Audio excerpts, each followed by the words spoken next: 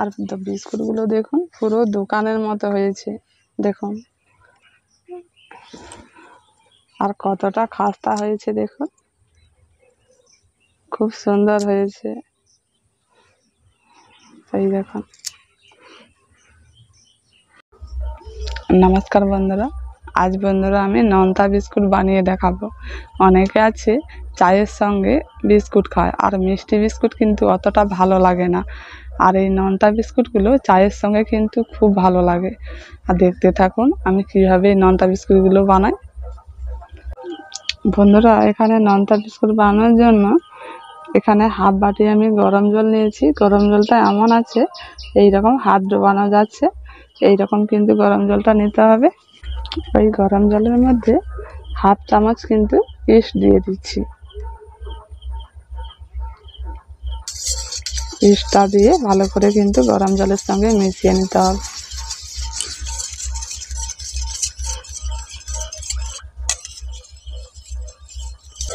এখন ভালো করে মিশিয়ে নিয়েছি, এবার ঢাকা দিয়ে 10 মিনিটের মতো রেখে দিচ্ছি। এখানে আমি এই বিস্কুটের জন্য 1 বাটি ময়দা নিয়েছি। ময়দার বদলে আটাও দিতে পারেন। ময়দাটা এখন দিয়ে দিচ্ছি। এটা তো নোনতা বিস্কুট হবে, তাই 1 চামচ কম করে চিনি দিয়ে দিচ্ছি, একটু মিষ্টি মিষ্টি হবে। অল্প করে কালো জিরে দিয়ে দিচ্ছি। এবার এর মধ্যে বিট লবণ 1 চামচ দিয়ে দিচ্ছি। 1 বাটি ময়দায় আমি বিট লবণ কিন্তু 1 চামচ দিয়েছি। আমি যেই বাটিতে ময়দা নিয়েছিলাম সেই বাটি 4 ভাগের 1 ভাগ সাদা তেল দিয়ে দিচ্ছি।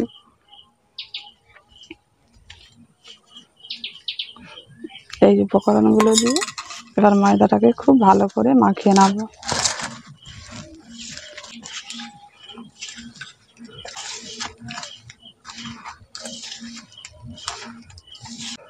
এই দেখুন ভালো করে মাখিয়ে নিয়েছি, এইভাবে হয়ে যাচ্ছে মুঠো মুঠো। এইরকম ভাবে কিন্তু মুঠো মুঠো হয়ে যাবে। যে ইস্টটা আমি ভিজে রেখেছিলাম 10 মিনিট হয়ে গেছে। এবারে ইস্টের জলটা দিয়ে এবার ডোটা করে নেব।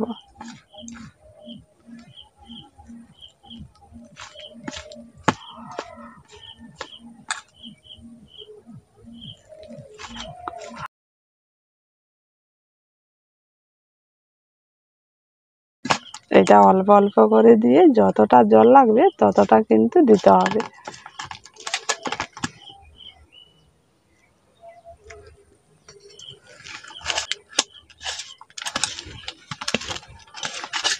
অনেকে আছে চায়ের সঙ্গে মিষ্টি বিস্কুট পছন্দ করে না, এইভাবে করে নোনতা বিস্কুট বানিয়ে খেতে পারেন।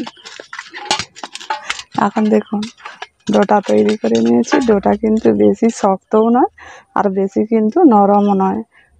এখন ডোটাকে কিছুক্ষণের জন্য ঢাকা দিয়ে রেখে দিচ্ছি। এখন বন্ধুরা 20 মিনিট হয়ে গেছে।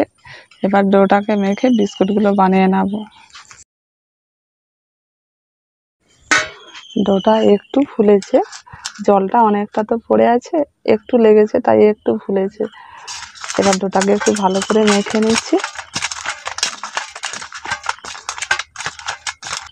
এবার একটু বড় সাইজের লেচি কেটে, এই দেখুন এইরকম সাইজের লেচিগুলো কেটে নিচ্ছি। এবার একটা লেচি নিয়ে বেলনি কাঠের উপর একটু মোটা করে বেলে নেব। তেল ময়দা ছাড়াই বেলে নেব, এর মধ্যে তেল আছে, আর কিছু লাগবে না। নোনতা বিস্কুট কীরকম মোটা আপনারা তো জানেন, সেই রকম মোটা করে একটু বেলতে হবে। এই দেখুন এই রকম মোটাটা আছে, এরকমভাবে বেলে নিয়েছি। আমি এখানে বরফ বসানো মোল নিয়েছি, এতে করে আমি গোল গোল করে কেটে নেব। আর যদি কোনো ঢাকুল কিংবা কৌটো কি এরকম মোল টোল থাকে তাতে করে কেটে নিতে পারে। আমি এতে করে কাটছি। এই বিস্কুটটা একটু গোল গোল হবে, আর না হলে 4 কোনা করেও কেটে নিতে পারেন। এই দেখুন, নোনতা বিস্কুট তো দু রকমের হয়, 4 কোনাও হয় আবার গোলও হয়।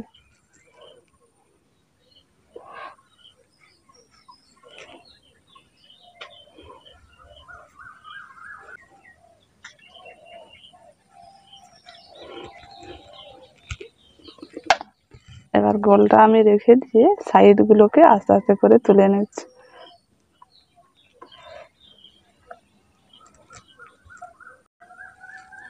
এগুলোকে আবার আলাদা করে বেলে নেব। এবার এগুলোকে আমি আস্তে আস্তে করে তুলে নিচ্ছি। এই দেখুন কি সুন্দর উঠে গেছে।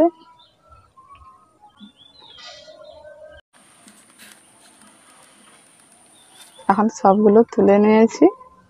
আর দোকানের বিস্কুটের মতো করার জন্য আমি এখন 5টা ফুটো করে নিচ্ছি। দোকানের বিস্কুটে কিন্তু 5টা ফুটো আছে। এই 4টা কোণে এইভাবে করে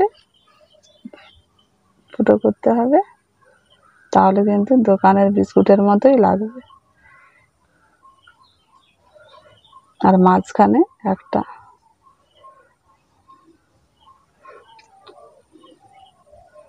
প্রত্যেকটিতে এইভাবে করে নেব।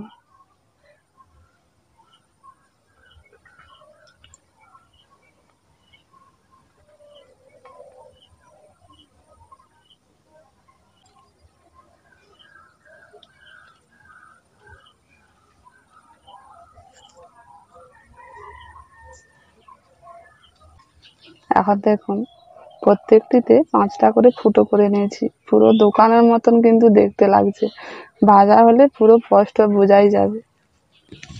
আবার একটা লেচি নিয়ে এইভাবে করে একটু বেলে নেব।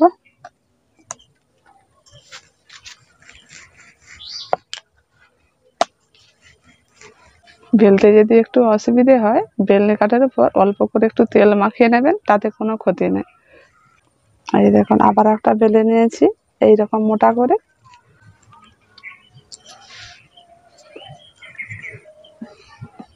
এইভাবে করে গোল গোল করে কেটে নিচ্ছি।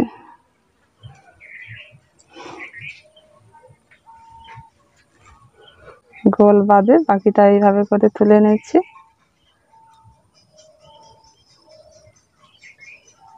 এবার গোলগুলোকে আস্তে আস্তে তুলে নিচ্ছি।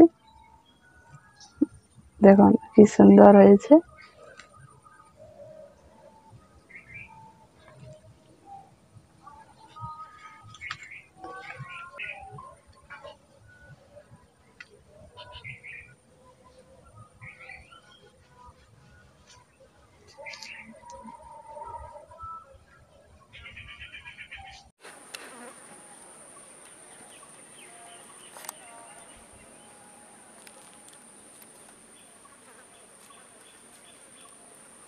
দেখুন এগুলোকেও ফুটো করে নিয়েছি, পুরো দোকানের মতোই দেখতে লাগছে। বাকিটা এইভাবে করে বানিয়ে নেব।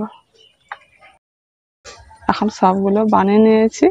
এর মধ্যে কিছুটা রেখেছি আর এই থালার মধ্যে কিছুটা রেখেছি। এগুলোকে এখন ভেজে নেব। এখন গরম কড়ার মধ্যে সাদা তেল দিয়ে দিচ্ছি। এই বিস্কুটগুলোকে কিন্তু সাদা তেলেই ভাজতে হবে। এখন তেলটা হালকা গরম হয়ে গেছে, এর মধ্যে বিস্কুটগুলো দিয়ে দিতে হবে।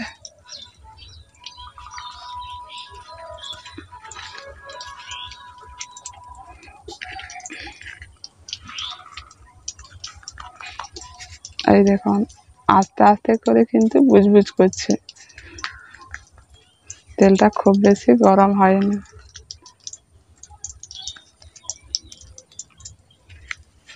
এখন কিছুটা দিয়েছি, ওগুলোকে নাড়াচাড়া করে ভেজে নেব।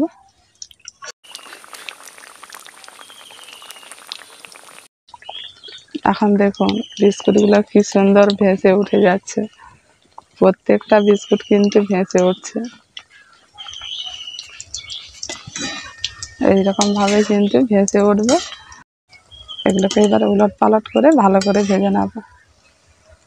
আর উনুনের আঁচটাকে কিন্তু হালকা করে রাখবেন।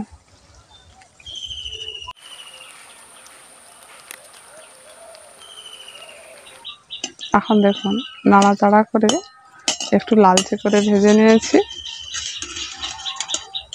এবার তুলে নিচ্ছি।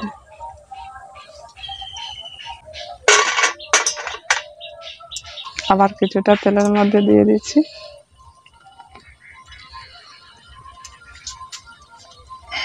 এগুলোকে এইভাবে করে ভেজে নেব।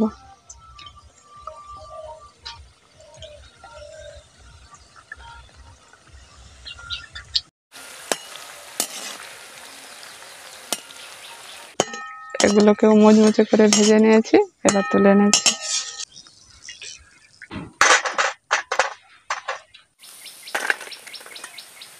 এখন সব বিস্কুটগুলো ভাজা হয়ে গেছে, আর বিস্কুটগুলো দেখুন পুরো দোকানের মতো হয়েছে, দেখুন